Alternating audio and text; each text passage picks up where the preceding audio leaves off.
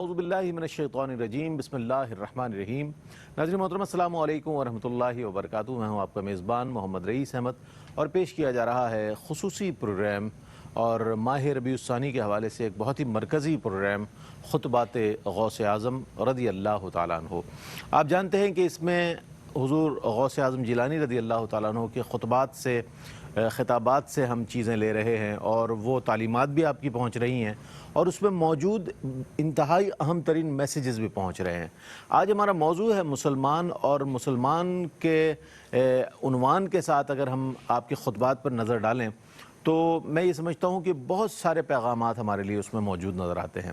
اب ضرورت اس امر کی ہے کہ صرف ہم بڑے پیر، پیران پیر، دستگیر، روشن ضمیر غوث الاعظم جیلانی رضی اللہ تعالیٰ عنہ سے محبت اور عقیدت ہی نہ کریں، بلکہ عقیدت اور محبت کے ساتھ ساتھ ان کی تعلیمات کو بھی فوکس کریں۔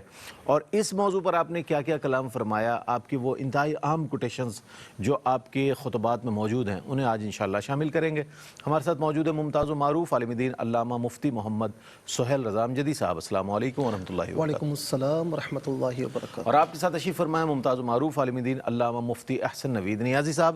السلام علیکم ورحمۃ اللہ وبرکاتہ۔ وعلیکم السلام ورحمۃ اللہ اور آپ کے ساتھ تشریف فرما ممتاز و معروف ثنا خاں، اور وہ ثنا خاں ماشاءاللہ جو ARY ڈیجیٹل پر، ARY کیو ٹی وی پر پورا سال آپ انہیں دیکھتے ہیں۔ بہت خوبصورت لہن اللہ نے عطا فرمایا ہے، بہت پرعزم اور بہت باصلاحیت ثنا خاں ہیں۔ محمد وسیم وسیع تشریف فرمائے۔ السلام علیکم ورحمۃ اللہ۔ وعلیکم السلام ورحمۃ اللہ۔ موضوع آج ہمارا مسلمان ہے، اس پر کلام کریں گے، لیکن پہلے شامل کر رہے ہیں نعت رسول مقبول صلی اللہ علیہ وآلہ وسلم پیش کریں گے محمد وسیم وسیع۔ کھلا ہے سبھی کے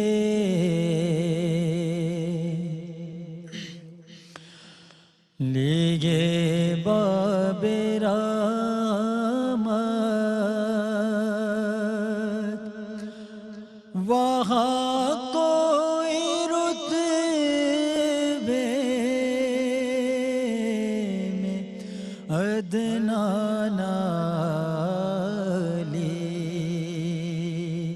مرادوں سے دامن نہیں کوئی خالی، مرادوں سے دامن نہیں کوئی خالی، قطار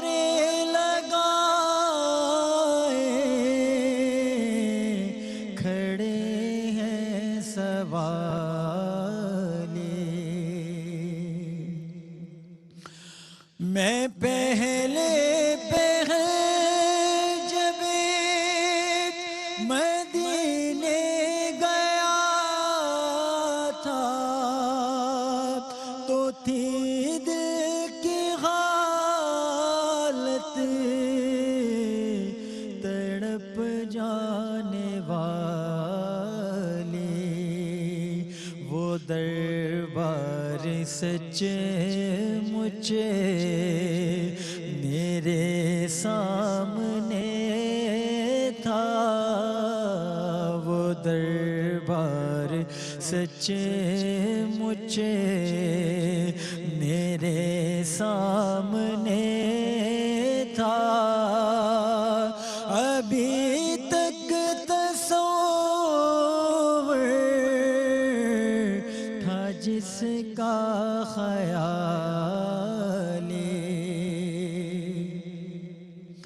اور جو پوچھا ہے تم نے کہ میں نظر کرنے کو کیا لے گیا تھا، تو تفصیل سن لو، تھا نعتوں کا ایک اشکوں کے موتی، تھا نعتوں کا ایک ہار، اشکوں کے موتی، درودوں کا گجرا سلاموں کے ڈالے،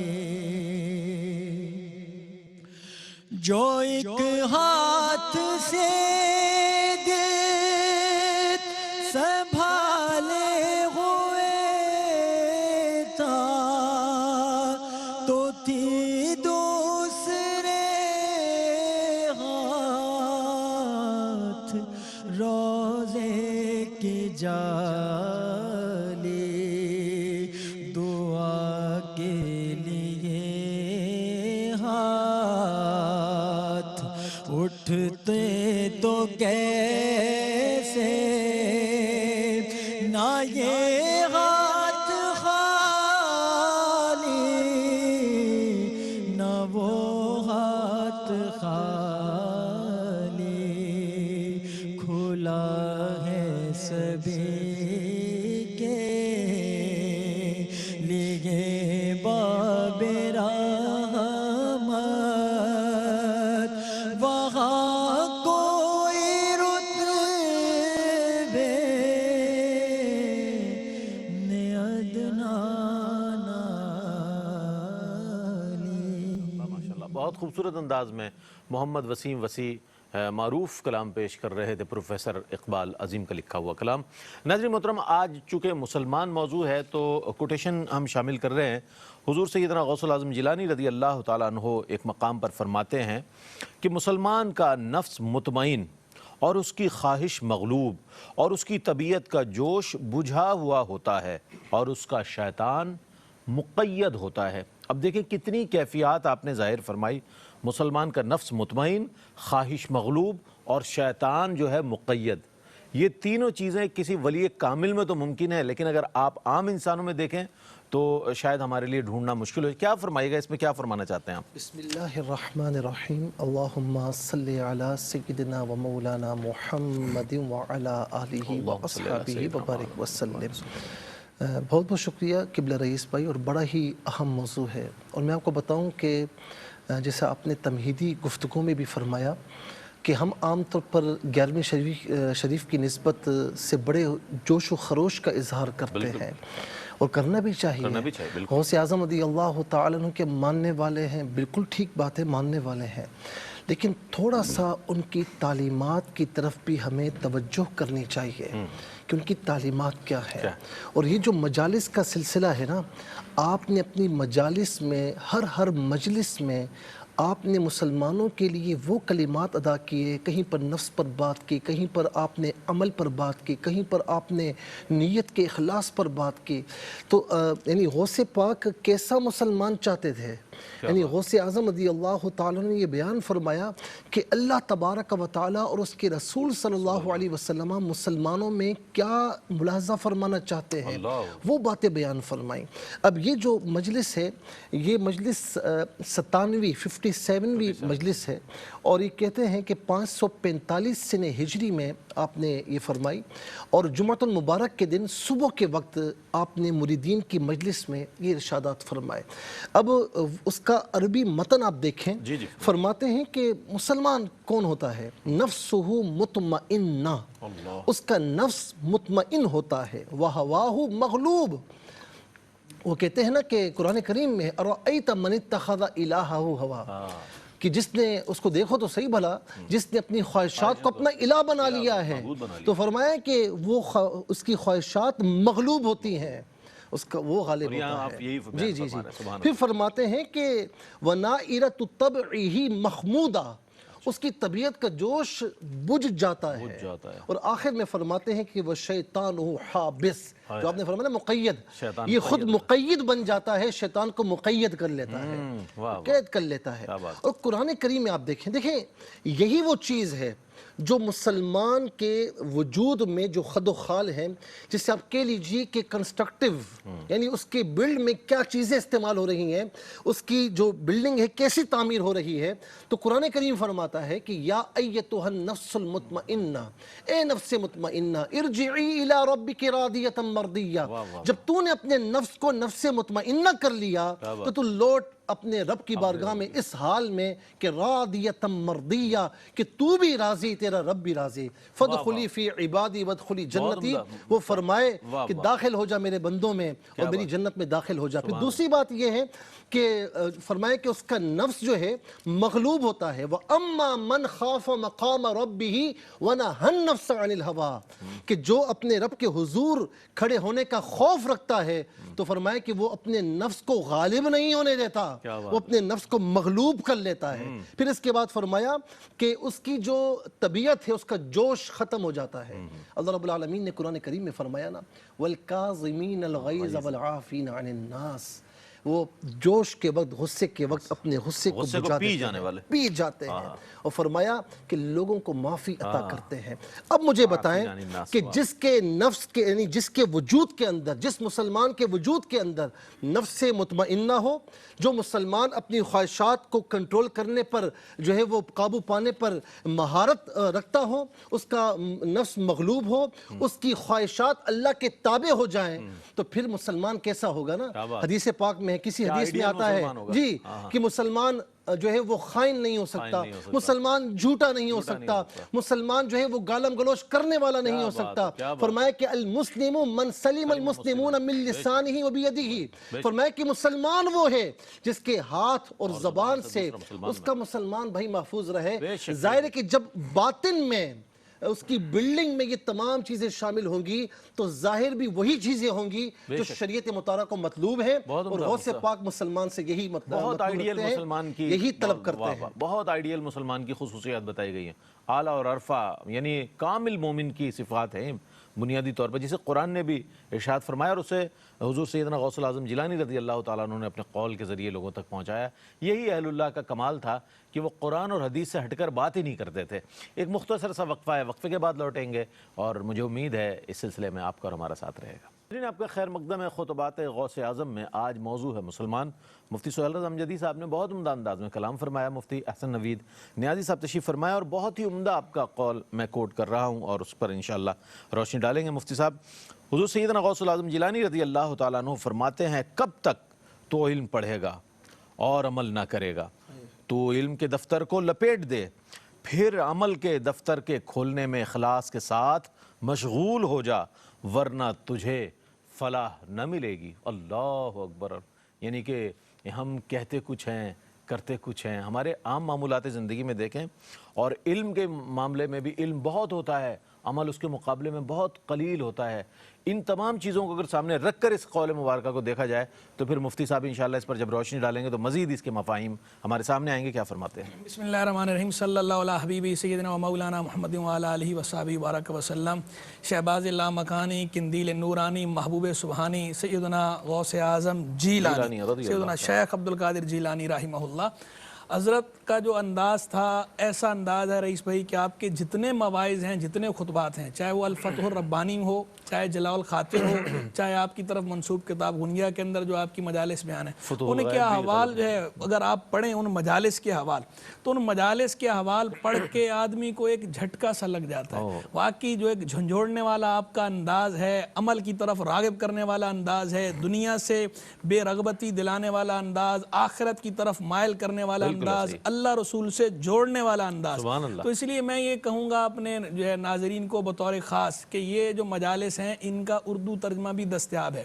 جو اصل عربی جانتے ہیں وہ تو عربی میں ہی مطالعہ کریں کہ جو اصل کلام ہے غوث پاک کا، اصل کلام ہوتا ہے، اس کی اپنی ایک تاثیر ہے۔ اور جو ہمارے ناظرین عربی نہیں جانتے تو وہ اس کے اردو تراجم بھی بازار میں دستیاب ہیں، ان اردو تراجم کا مطالعہ کریں، انشاءاللہ وہ خود اپنے اندر جو ہے ایک مثبت تبدیلی محسوس کریں گے اور خود وہ اپنے آپ کو عمل کی طرف مائل پائیں گے، آخرت کی طرف مائل پائیں گے، اللہ رسول کے ساتھ اپنا تعلق مضبوط ہوتا خود محسوس کریں گے۔ تو اس لیے سب اس کا مطالعہ کریں۔ اب غوث پاک کا دیکھیں انداز جو ہے وہ اللہ والے ہوتے ہیں، وہ ہمیشہ جو ہے وہ اللہ سے جوڑتے ہیں اور ہمیشہ وہ عمل کی رغبت دلاتے ہیں۔ اللہ والے جو حقیقی صوفیاں ہیں وہ کبھی بے عملی اور بد عملی کو پروموٹ نہیں کرتے، وہ کبھی بے علمی کو بھی پروموٹ نہیں کرتے، ہمیشہ علم اور عمل کو پروموٹ کرتے ہیں۔ تو یہاں بھی دیکھیں سرکار غوثیہ چونکہ حقیقی صوفی تھے، اللہ والے تھے، سید الاولیاء ہیں، اولیاء ربانیین کے سردار ہیں. آپ دیکھیں عمل کی طرف مائل کرتے یہ بات کہہ رہے ہیں کہ بھائی صرف علم پڑھنے میں ہی نہ لگے رہو, اس پہ غور کرو کہ یہ علم حاصل کس لیے کیا جاتا ہے. علم حاصل کیا جاتا ہے عمل کرنے کے لیے. تو علم کی بغیر عمل کے مثال جو اسلاف کے کلام میں جا بجا ملتی ہے, العلم بلا عمل کل جسد بلا روح, بغیر عمل کے علم ایسا ہے جیسے روح کے بغیر بدن. اسلاف نے ایسی ایسی عمدہ مثالیں بیان فرمائی ہیں اولیاء ربانیین نے علم کے اور عمل کے آپس کے تعلق کے حوالے سے کہ یہ دونوں آپس میں لازم و ملزوم ہیں, انہیں ایک دوسرے سے جدا کر کے نہیں دیکھا جا سکتا.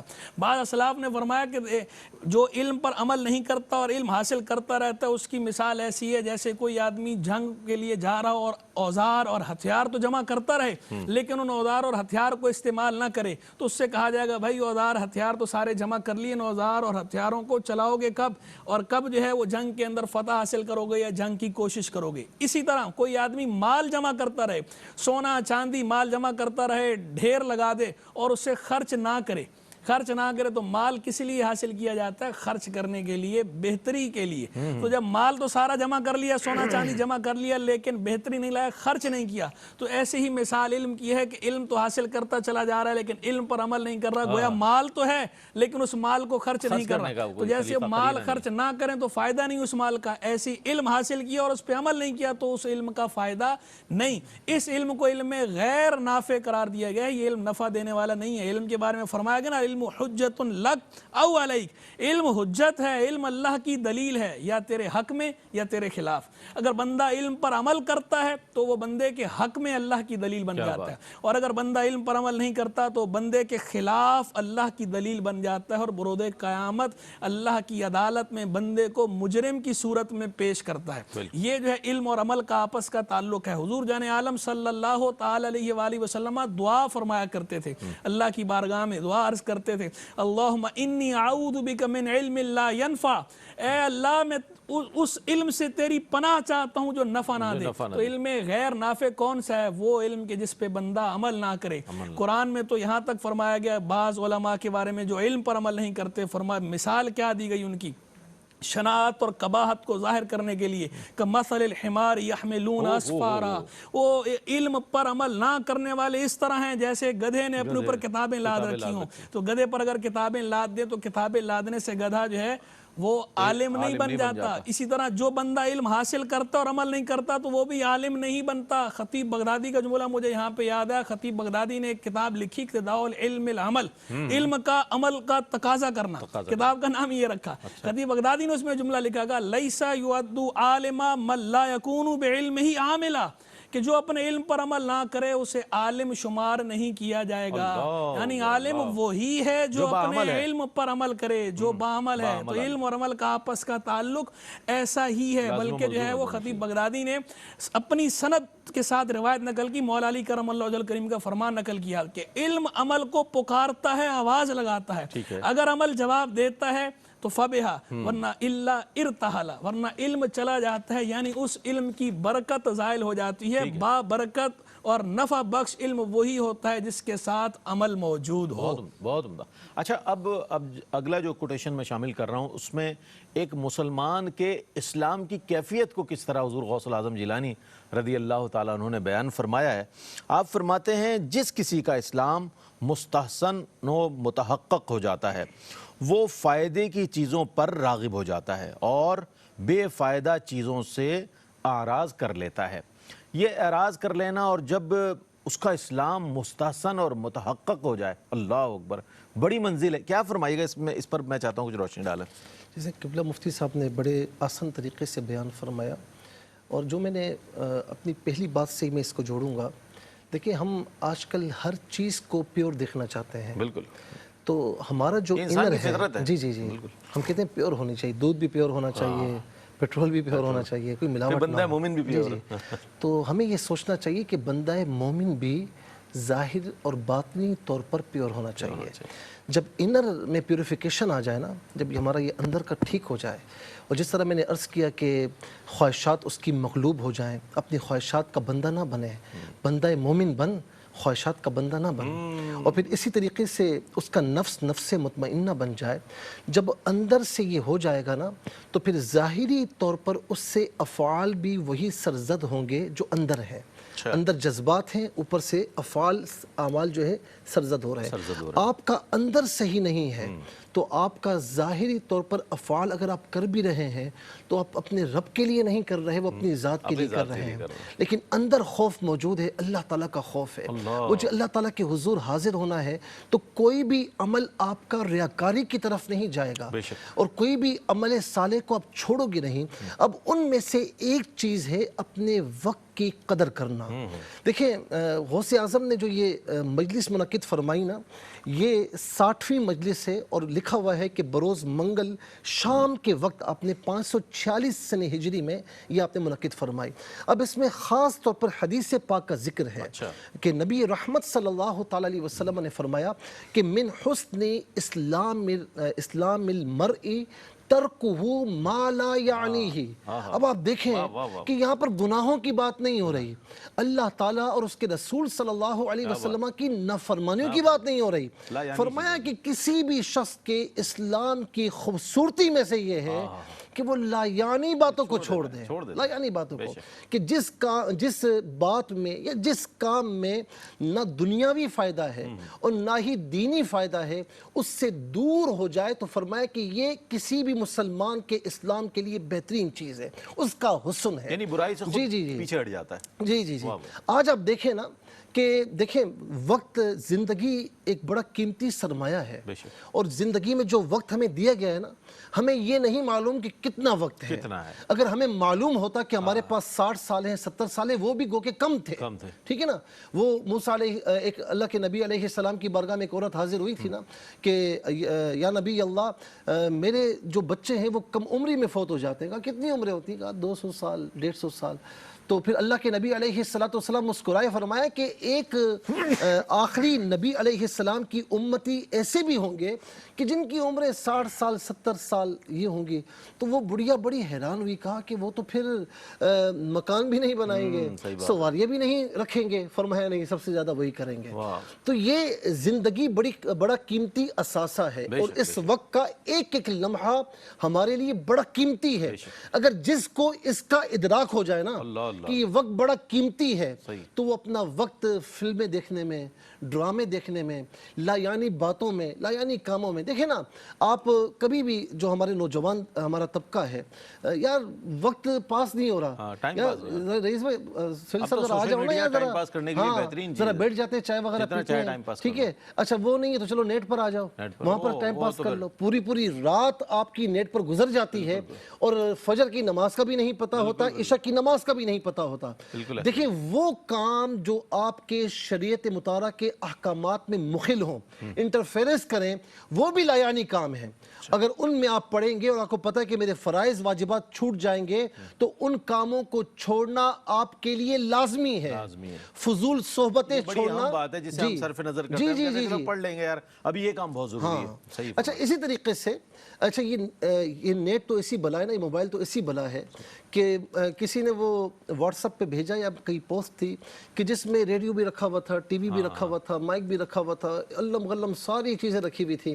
تو کہا کہ ان سب کا جو آلٹرنیٹ ہے ایک موبائل ہے، یعنی اس موبائل میں ساری دنیا ہے، ٹھیک ہے نا. تو ہمیں نہیں پتا ہوتا کہ ہم کس طرح لایانی چیزوں میں پوری راتیں گزار دیتے ہیں. اگر ہمیں پتہ لگ جائے کہ اس کا مؤاخذہ ہوگا، اس ایک ایک لمحے کا ہمیں جواب دینا ہوگا، تو ہم کبھی بھی ان لایانی کاموں میں نہ پڑیں. تو صحیح بات یہ ہے کہ وقت جو ہے نا، یہ وقت ایک برف کی مانند ہے. یاد رکھیں کہ برف پگھلتی رہے گی. آپ کے کچھ کرنے سے، آپ کے کچھ کرنے سے وہ اپنے مقام پر نہیں رہے گی، وہ پگھلتی رہے گی. آپ گھڑی کو دیکھ لیں نا، گھڑی کو دیکھ لیں، آپ کچھ بھی کر لیں، اس کی سیکنڈ کی سوئی بھی چلنی ہے، اس کے جو ہاورز کی سوئی ہے، کانٹا ہے، وہ بھی چلنا ہے، وہ رکے گا نہیں. تو ہمیں چاہیے، مسلمان کو یہ چاہیے کہ اپنے وقت کے ایک ایک لمحے کی فکر کرے، اور اس ایک ایک لمحے میں وہ کام کرے کہ جس سے اللہ تعالیٰ اور اس کا رسول راضی ہو جائے. بہت عمدہ، بہت اچھی بات کی. وما خلقت الجن والانس الا لیعبدون سے مراد یہ ہے کہ انسان کو پیدا ہی اس لیے کیا گیا کہ وہ اللہ کی عبادت کرے. اب جیسے موبائل کی مثال دی، اس میں کتنے ایپس ہیں, آپ جس پہ چاہیں جا کے کام کر لیں, لیکن اس کا اصل جو کام ہے, بنیادی کام یہ ہے کہ وہ آپ کی کال ریسیو کرے, آپ کو کال کرنے کی سہولت دے. تو وہ ساری ایپس ہونے کے باوجود پہلا کام جو اس کا کالنگ کا ہے.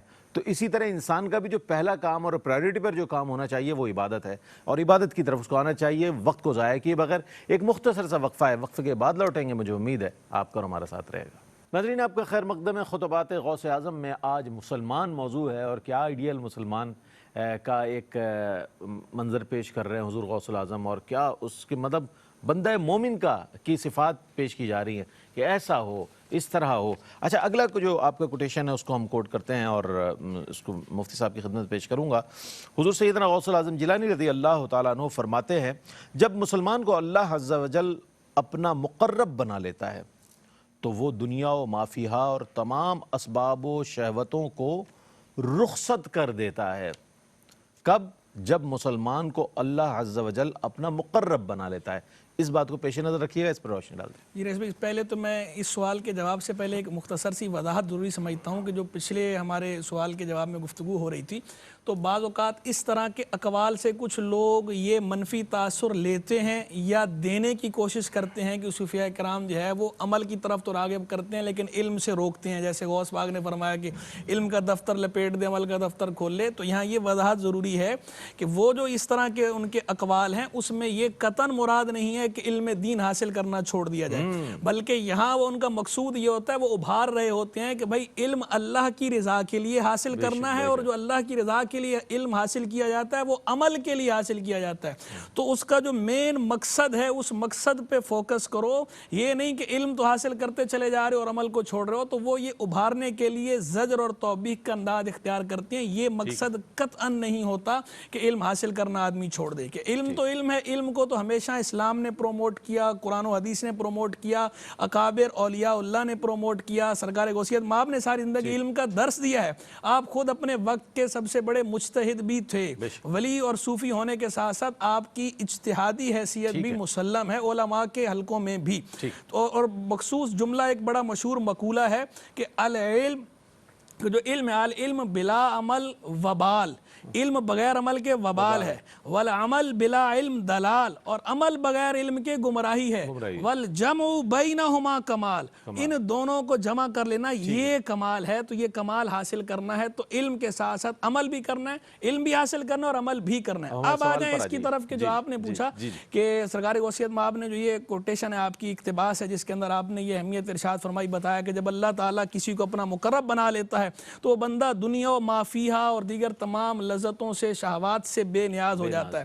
تو آپ دیکھیں رئیس بھائی, واقعی یہی بات ہے کہ جو بندہ اللہ تبارک و تعالیٰ کا مقرب بن جائے, یعنی اللہ کا پیارا ہو جاتا ہے, جسے اللہ کی معرفت حاصل ہو جاتی ہے. تو جو اللہ کی معرفت حاصل کر لیتا ہے تو اس کی نظر میں یہ دنیا ویسے ہی بے وقت ہو جاتی ہے, اسے اس دنیا کی بے ثباتی کا علم ہو جاتا ہے. تو یہ لذات, یہ حضور اس کی تو ویسے ہی ختم ہو جاتی ہیں, اس کی تو توجہ ہمیشہ اللہ ہی کی طرف رہتی ہے. جب اس کی توجہ اللہ ہی کی طرف رہتی ہے تو باقی ساری لذتیں ختم ہو جاتی ہیں. وہ محبوب حقیقی, مطلوب حقیقی, مقصود حقیقی کی طرف ہی متوجہ رہتا ہے. لا الہ الا اللہ, لا مقصود الا اللہ, لا مشہود الا اللہ, لا موجود الا اللہ. وہ ان حقائق سے گزرا ہوتا ہے, جو ان حقائق سے گزرا ہے وہ عوائق سے دور چلا گیا. اب یہ جو عوائق اور علائق ہیں اس طرف تو اس کی نظر ہی نہیں ہوتی, اور اگر کبھی نظر کرتا بھی ہے تو وہ اللہ ہی کے لیے نظر ہوتی ہے, ورنہ وہ تبتل الیہ تبتیلا کی مجسم تصویر بنا ہوتا ہے. بیٹھا یہاں ہوتا ہے, بات مخلوق سے کرتا ہے, اور دل اس کا اپنے مولا کی یاد میں مگن ہوتا ہے. ہتھ کم ول دل یار ول, دست بکار دل بیار, اس کی کیفیت تو یہ ہوتی ہے. یہ تو دنیاوی لذتیں ہیں, یہ لذتیں اپنی جگہ رہیں, اس کی نظر تو اخروی جزا کی طرف نہیں جاتی, اللہ کی رضا ہی کی طرف جاتی ہے. وہ جو اقبال نے کہا کہ وہ تو جب عمل کرتا ہے اللہ والا, جو اللہ کا مقرب ہوتا ہے, جو عارف باللہ ہوتا ہے, وہ تو نہ دنیا کی جزا دیکھتا ہے نہ آخرت کی جزا دیکھتا ہے, مولا کی رضا دیکھتا ہے, اللہ کی رضا ہی کے لیے عبادت کرتا ہے. اللہ کی معرفت اسے حاصل ہوتی ہے, وہ اسی وجہ سے عبادت کر رہا ہوتا ہے. وہ جو اقبال نے کہا جس کا عمل ہے بے غرض, اس کی جزا کچھ اور ہے, حور و و ख़याम से गुज़र, बाद आओ जाम से गुज़र। उसे तो महबूब हकीकी का दीदार नसीब होना है, उसे तो महबूब हकीकी की मोहब्बत और महबूब हकीकी के यहाँ जो कुर्ब के दराजात हैं ये बढ़ने हैं, उसकी नज़र इस पर है ना कि हूरो कसूर पर। और इसी तरह दूसरी जगह जो इकबाल ने कहा कि वाइज कमाल तर्क से मिलती है या मुराद, दुनिया जो छोड़ दी है तो उकबा भी छोड़ दे, सौदागरी नहीं ये इबादत खुदा की है, ए बेखबर जज़ा की तमन्ना भी छोड़ दे। हो जो इकबाल माइल कर रहा है कि जो मुकर्रबीन होते हैं, जो अल्लाह के प्यारे होते हैं, उनकी नज़र, उनका चूंकि मलजा मावा अल्लाह तबारक व तआला की ज़ात ही होती है, तो वो जिस तरफ नज़र करते हैं अल्लाह ही की खातिर नज़र करते हैं, और जहाँ से एराज करते हैं अल्लाह ही की खातिर एराज करते हैं। तो उनकी नज़र अल्लाह के यहाँ दरजात पर, अल्लाह के दीदार की लज्जत इस पर होती है, ना कि हूरो कसूर पर। अच्छा, यहाँ ये वजाहत भी ज़रूरी है कि जो हूरो कसूर पर नज़र होना या आखिरत की तमन्ना होना, आखिरत के अच्छा होने की तमन्ना होना, फ़ी नफ्स ही ये तमन्ना बुरी नहीं है। ये तमन्ना कोई अगर रखता है तो उस पर भी हम कोई कदगन नहीं लगा सकते, कोई गिरफ्त नहीं है। लेकिन चूंकि अहलुल्लाह होते हैं, वो इस दर्जे से ऊपर चले जाते हैं, उनका मकाम, इस मकाम से वो ऊपर तरक्की जब कर लेते हैं तो वो सिर्फ अल्लाह ही की तरफ नज़र करते हैं। जन्नत की तरफ भी नज़र करते हैं तो अल्लाह ही की खातिर करते हैं, दुनिया की तरफ भी नज़र करते हैं तो अल्लाह ही की खातिर नज़र करते हैं। तो वो उनका जो मामला है, जो अमर है उनका, वो अल्लाह ही के लिए। बहुत उम्दा, बहुत उम्दा, बहुत उम्दा। अच्छा, अब कंक्लूजन की तरफ आते हैं। बुनियादी तौर पर अहलुल्लाह ने लोगों की इस्लाह के लिए पैगामात दिए, और वो पैगामात कोई ऐसे नहीं थे कि वो अपनी तरफ से, वो तमाम अहकामात कुरान और हदीस, चूँकि बुनियादी तौर पर इस्लामी शरीयत की असास और बुनियाद कुरान और हदीस है, कुरान और सुन्नत है, तो उसी की रोशनी में इन हज़रात औलिया इकराम ने लोगों की इस्लाह के लिए पैगामात दिए। खुतबात के ज़रिए मलफूज़ात हमें मिलते हैं, इसी तरह मुख्तलिफ़ तहरीरें मिलती हैं, खुतबात मिलते हैं उनके। तो हम ये चाहेंगे मुफ्ती साहब इस पर पैगाम दें। मुफ्ती साहब क्या फरमाइएगा कि उनसे मोहब्बत रखना बहुत अच्छी बात है, लेकिन अपने आप को बतौर मुसलमान इस पैमाने पर परखना कितना ज़रूरी है? देखिए, ये बड़ा प्यारा सवाल किया और ये बतौर पैगाम भी है कि जैसे फरमाया गया, मुफ्ती साहब ने भी फरमाया कि किस तरह मुसलमान होना चाहिए। देखिए, यहाँ पर बात यह है कि चूँकि तसव्वुफ़ की बातें हैं और तो मैं आले तसव्वुफ़ के ज़रिए पैगाम देना चाहूँगा। एक हदीस पाक जो कशफुल महजूब में दाता साहब अलैहि फरमाते हैं कि हुज़ूर नबी करीम अलैहिस्सलातु वस्सलाम ने अबुल हारिसा से फरमाया। अच्छा, अबुल हारिसा ये वो अल्लाह के रसूल के सहाबी हैं कि अल्लाह के रसूल सल्लल्लाहु अलैहि वसल्लम उनको देखकर फरमाते थे कि ये वो शख्स है कि जिसके चेहरे को अल्लाह रब्बुल आलमीन ने नूर से मुनव्वर फरमाया है। तो फरमाया कि कैफ़ा अस्बहता या अबुल हारिसा, अबुल हारिसा तूने सुबह किस हाल में की? उन्होंने कहा अस्बहतु मोमिनन, मैंने इस हाल में सुबह की कि मैं पक्का मोमिन हूँ। तो फरमाया कि हर चीज़ की दलील होती है, तेरे ईमान की दलील क्या है? तो उन्होंने जो दलील दी ना, अर्ज़ की या रसूल अल्लाह, मैं अल्लाह तबारक व तआला यानी अल्लाह रब्बुल आलमीन की बारगाह में इस कदर मेरा इखलास है कि मैं हर चीज़ में उसी को मतलूब रखता हूँ, और अब मैं दुनिया से इस तरह दूर हुआ हूँ। लेकिन दुनिया में रहते हुए दुनिया की मोहब्बत को अंदर ना आने देना, इस तरह मैं दूर हो गया हूँ कि ये सोना चांदी, ये कोड़ा करकट, ये सब मेरी नज़र में एक हो गए हैं, ठीक है ना? ये सब है, लेकिन अल्लाह रसूल की मोहब्बत गालिब है, ठीक है ना? तो फिर क्या फरमाया? फरमाया इसकी वजह से अल्लाह रब्बुल आलमीन ने मुझ पर ये करम फरमाया कि मैं ज़मीन पर हूँ लेकिन मैं जन्नतियों को जन्नत में देखता हूँ और दोज़खियों को जहन्नम में देखता हूँ कि वो आहोजारी कर रहे हैं।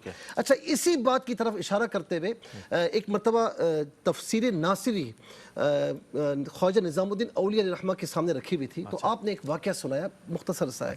कहा कि एक अल्लाह के वली थे, उन्होंने अपने किसी खादिम को कुछ तबाक दिया, कहा कि जो है दरिया चढ़ा हुआ है, तो उस पार एक दोस्त है मेरे, उनको देकर आना। तो कहा दरिया चढ़ा हुआ हज़रत कैसे जाऊँगा? फरमाया जाना और कहना कि दरिया में तुझे उसका वास्ता देता हूँ जिसने शादी नहीं की, उसका वास्ता देता हूँ जिसने फला काम नहीं किया। वो बड़े हैरान हुए कि यार शादी भी हज़रत ने की हुई, बच्चे भी हैं, खाते पीते भी हैं। बहरहाल वहाँ गए, फिर वहाँ से वापस भी यही सदका देते हुए आए, यही वसीला देते हुए आए। आकर अर्ज़ की यार कि हुजूर बात हजम नहीं हो रही, मामला क्या है? आपने शादी भी की हुई है, खाना पीना भी खाते हैं, औलाद भी है। फरमाया कि ये सब काम करता हूँ लेकिन अल्लाह की रज़ा, अल्लाह की रज़ा। क्या बात, बहुत अच्छा पैगाम। मुफ्ती साहब बहुत शुक्रिया अदा करूँगा आपकी तशरीफ़ आवरी का। मुफ्ती साहब आप तशरीफ़ लाए। मोहम्मद वसीम वसी इंशाअल्लाह हुज़ूर सैयदना गौसुल आज़म जिलानी रज़ी अल्लाह तआला अन्हु की बारगाह में मनक़बत का नजराना पेश करेंगे। इसके साथ ही अपने मेज़बान मोहम्मद रईस अहमद को इजाज़त दीजिए। अल्लाह हाफ़िज़। शाह जिला बमने زارو پریشان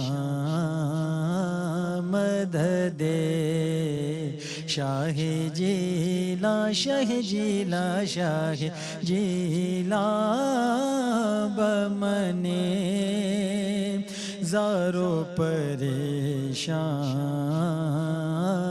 مدد نور عین نبی سید و سلطان مدد بردل مردائے من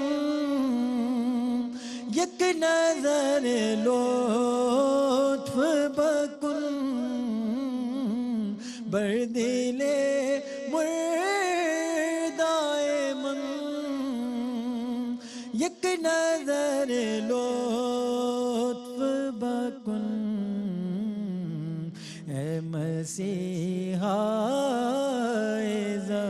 زمان اسی دوران